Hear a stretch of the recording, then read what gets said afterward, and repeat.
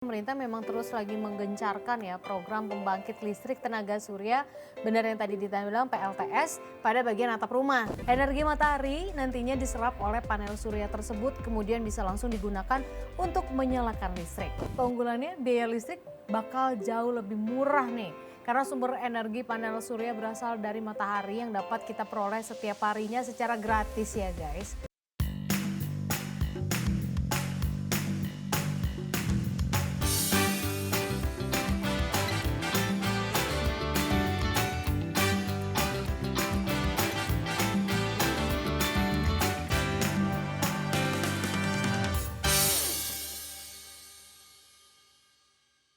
Hai Indonesia. Hai, kembali lagi di Hai Yap. Indonesia. Berbagi cerita dan berita untuk Indonesia lebih baik. Dan kayak biasa ada saya Ditan Sudiro di sini. Ada Duka Zita juga di sini. Yang pastinya akan nemenin kalian semua kita berdua ya 1 jam ke depan dengan informasi, berita, cerita, bahkan tips dari dalam dan juga dari luar negeri. Betul sekali. Pokoknya semua yang relate atau berhubungan dengan kalian bakal kita share di sini. Betul banget. Jadi nggak usah khawatir. Kita bakal ngasih kalian informasi yang pastinya menambah wawasan. Ya, nambah kalian bikin, oh iya ya. Oh begitu ya? Iya. Gitu. Oh begini Tahu ternyata. informasi-informasi baru. Kayak hari ini Iya. kan kita bakal membahas yang berkaitan dengan matahari ya. Jadi saya pakaiannya kayak mau ke pantai.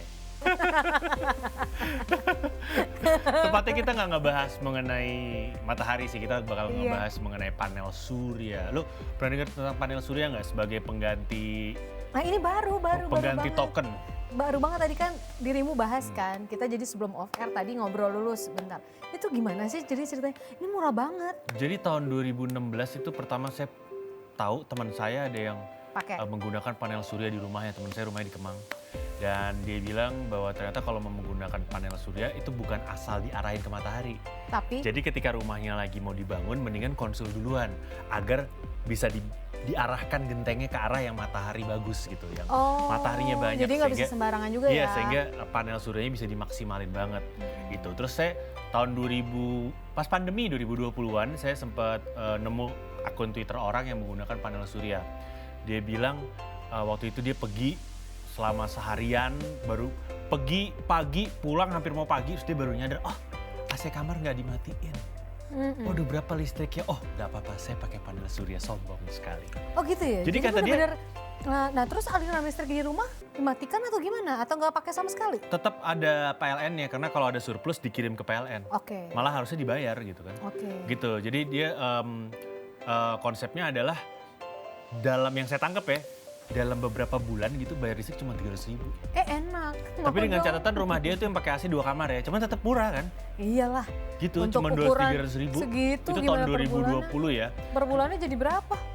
Nggak tahu, segitu deh. Murah banget. Dengan dong. catatan juga bahwa dia itu kerja yang di rumah cuma anak istrinya. Gitu. Terus dia juga cerita bahwa ya jadi nggak perlu takut bayar listrik mahal lagi per bulannya gitu. Dan kalau ada listrik yang kelebihan surplus akan disalurkan kembali ke PLN. Oke. Malah nyumbang. Oke, Gitu. menarik ya. Ini sebenarnya kan PLTS ya, pembangkit listrik tenaga surya gitu kan. Ya. Ya tapi memang ngomong-ngomong tentang tenaga surya ini pemerintah memang terus lagi menggencarkan ya program pembangkit listrik tenaga surya, benar yang tadi dibilang PLTS pada bagian atap rumah. Tujuannya untuk mengejar target netral karbon pada tahun 2060. Nah untuk memenuhi target tersebut pemerintah sendiri menargetkan kapasitas pemasangan PLTS atap sebanyak 3,6 gigawatt pada tahun 2025. Sayangnya target tersebut masih terlalu jauh karena hingga Desember 2021 lalu aja PLTS atau PLTS atap ya yang terpasang baru sebesar 48,79 megawatt. Ya, betul. Dan sebenarnya masih sedikitnya kapasitas PLTS atap yang terpasang. Ini dikarenakan mahalnya modal untuk biaya pemasangan PLTS atap. Mahalnya harga panel surya di Indonesia ini disebabkan oleh masih minimnya produksi panel surya di Indonesia ya. Karena kan rata-rata masih harus impor juga. Iya, tapi di tahun 2022 ini harga pemasangan panel surya turun hingga 80% guys. Jadi kalau menurut Dirjen Energi Baru Terbarukan dan Konservasi Energi Kementerian Energi dan Sumber Daya Mineral atau ISDM, Dadan Kusdiana, saat ini teknologi pembangkit listrik tenaga surya telah berkembang pesat. Bahkan dari sisi harga, pembangkit ini sudah semakin murah dan dapat bersaing dengan pembangkit listrik lainnya termasuk dari energi fosil.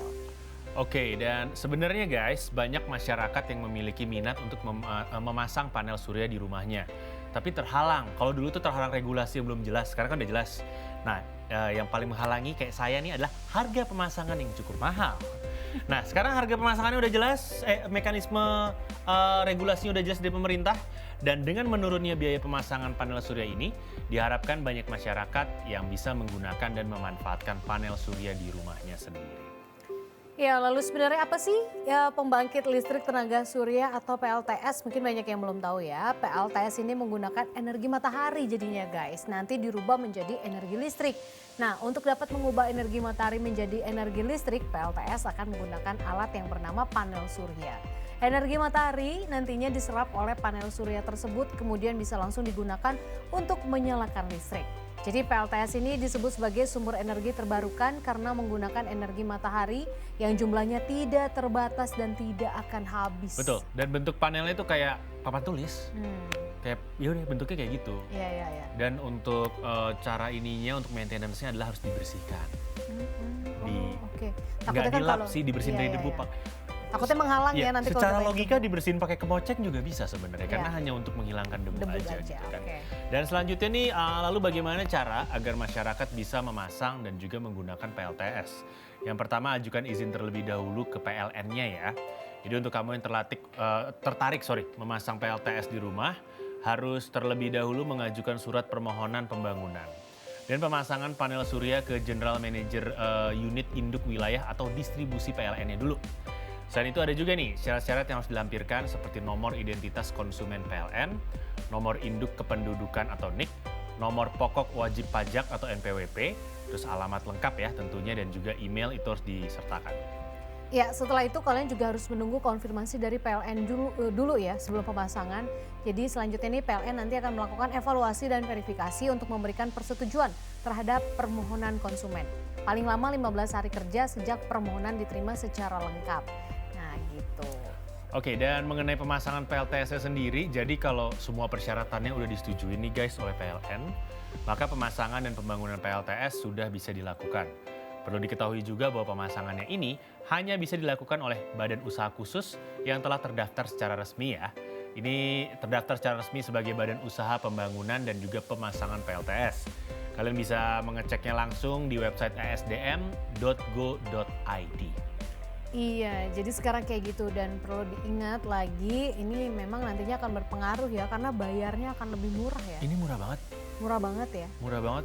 Kayak saya sih tertarik gara-gara yang cerita itu. Jadi sekarang bayar listrik tuh ratusan ribu per 2 bulan. Jadi ini sebenarnya salah satu cara lain ya. Kalau dulu tahun 90-an saya pernah ingat salah satu caranya adalah menggunakan mesin diesel karena zaman dulu solar murah banget. Lebih murah menggunakan mesin diesel daripada menggunakan listrik. Tapi kalau sekarang lebih murah menggunakan pembangkit listrik surya gitu karena udah banyak juga dan harganya juga sudah turun dan regulasi pemerintah juga sudah memudahkan. Karena beberapa tahun lalu tuh masih bingung ini PLN tuh ngizinin apa enggak belum jelas gitu. Kalau sekarang kan udah ada regulasinya. Bahkan udah ada kewajiban bahwa maksimal 15 hari kerja udah ada jawaban. Gitu. Ya, lebih menarik ya. Bahkan mungkin ini beberapa tahun ke depan mungkin bisa menjadi pilihan kita sih.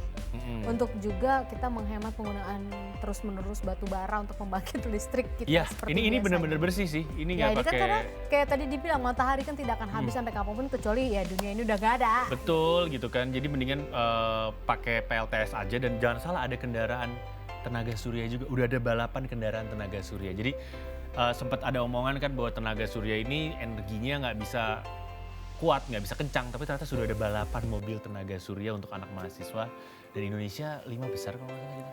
Ya yakin sih karena kan pasti dengan kemajuan zaman yang sekarang apa sih yang nggak bisa gitu kan. Nah seperti ini tadi kita siapa tahu nanti bisa beralih ke PLTS dan juga harga pemasangannya udah turun 80%. Kamu pengen ya? Biar bayar listriknya murce. Ya. Oke, kita masih akan bahas lagi gimana, tapi break dulu. Ya kita break dulu ya, tetap di Hai Indonesia. Berbagi cerita dan berita untuk Indonesia lebih baik.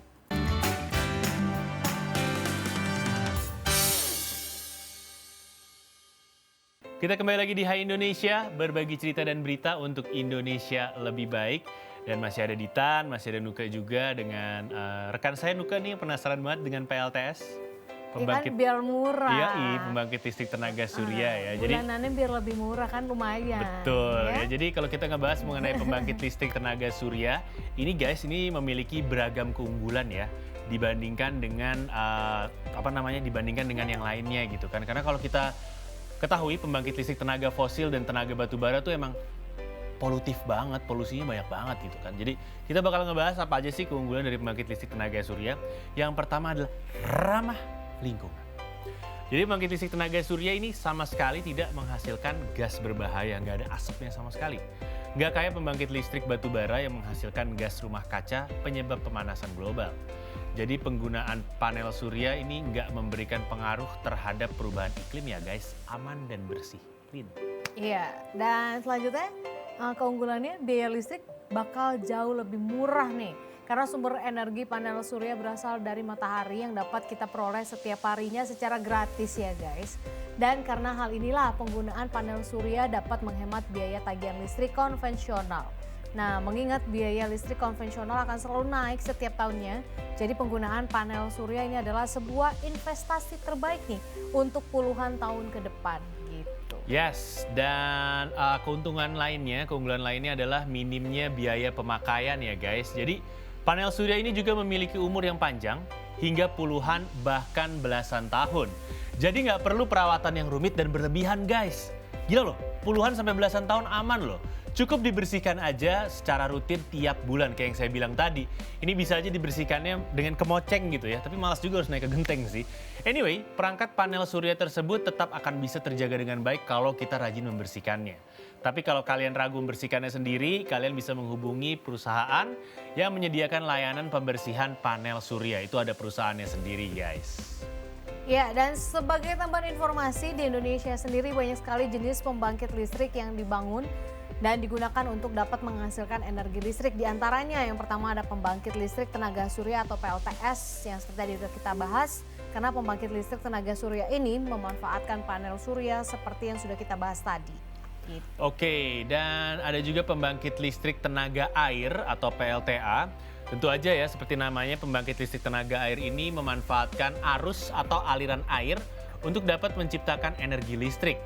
Nah, karena menggunakan aliran air, umumnya nih pembangkit listrik tenaga air atau PLTA ini dipasang tepat di sebelah sumber air yang cukup besar. Seperti di bendungan, di waduk, ataupun di sungai guys. Nah, sama seperti PLTS, pembangkit listrik tenaga air atau PLTA, ini juga merupakan sumber energi yang dapat diperbarui. Selain itu, PLTA dikatakan sebagai pembangkit listrik yang ramah lingkungan dan bisa dijadikan pilihan yang hemat karena memanfaatkan energi murni yaitu arus air. Iya. Selanjutnya ada pembangkit listrik tenaga uap atau PLTU. Energi listrik yang dihasilkan oleh PLTU berasal dari hasil pemanasan uap, sehingga energi utama dari pembangkit listrik ini berasal dari pembakaran batu bara serta minyak. Nah, tapi sayangnya PLTU tidak ramah untuk lingkungan guys, karena uap yang dihasilkan dapat berbahaya bila kita hirup. Gitu. Oke, dan selanjutnya ada juga pembangkit listrik tenaga gas atau PLTG ya. Ini pembangkit listrik ini menggunakan bahan bakar fosil sebagai sumber energi. Contohnya nih guys, bahan bakar fosilnya adalah kayak minyak, batu bara, hingga gas alam. Tujuannya untuk menciptakan energi listrik. Bahan bakar fosil nantinya akan dibakar hingga menghasilkan udara panas untuk memutar di turbinnya. Ya sayangnya jenis pembangkit listrik ini termasuk dalam energi yang tidak terbarukan karena menggunakan bahan bakar fosil yang jumlahnya terbatas. Jadi kalau kita gunakan secara terus-menerus nih, energi fosil akan habis dan tidak bisa diperbarui lagi. Yap, Gitu. tapi kalau menurut saya sih yang bagus adalah ini ya, pembangkit listrik tenaga netizen. Oh itu nggak akan habis sama kayak matahari. Ya Nggak bakal selagi ada habis ya. berita yang heboh netizen, di situ ada Oh netizen. iya, makanya tenaga netizen tuh nggak ada matinya sih. Iya. Sebenarnya ada lagi satu kan pembangkit tenaga angin, ada juga. Cuman kalau pembangkit tenaga angin tuh nggak bisa di sembarang tempat. Memang harus di tempat yang anginnya banyak. Karena kalau di Indonesia tuh kadang anginnya ada tapi kering itu juga nggak bisa sebenarnya. Iya. Gitu. Berarti Iya. ini memang PLTS ya. Masih juaranya PLTS Tenaga PLTS Surya. ya yang masih bisa kita andalkan gitu ya. Kebayang nggak kalau menggunakan PLTS terus mobilnya juga mobil listrik, wah bener-bener clean energy. Kan lumayan ya. Mungkin bisa untuk rumah masa depan. Menghemat biaya untuk cicilan. Iya, ibaratnya gitu kan. Mendingan biayanya untuk cicilan aja daripada untuk yang Itu lain. dia maksud saya. Cicilan gitu. untuk apa? Ada banyak. Oke. Oke, itu tadi pembahasan kita tentang PLTS gitu kan. Nah, nanti kita akan bahas kira-kira mau bahas apa lagi ya abis ini. Jangan kemana-mana selain satu ini, tetap di Hai Indonesia. Berbagi cerita dan berita untuk Indonesia lebih baik.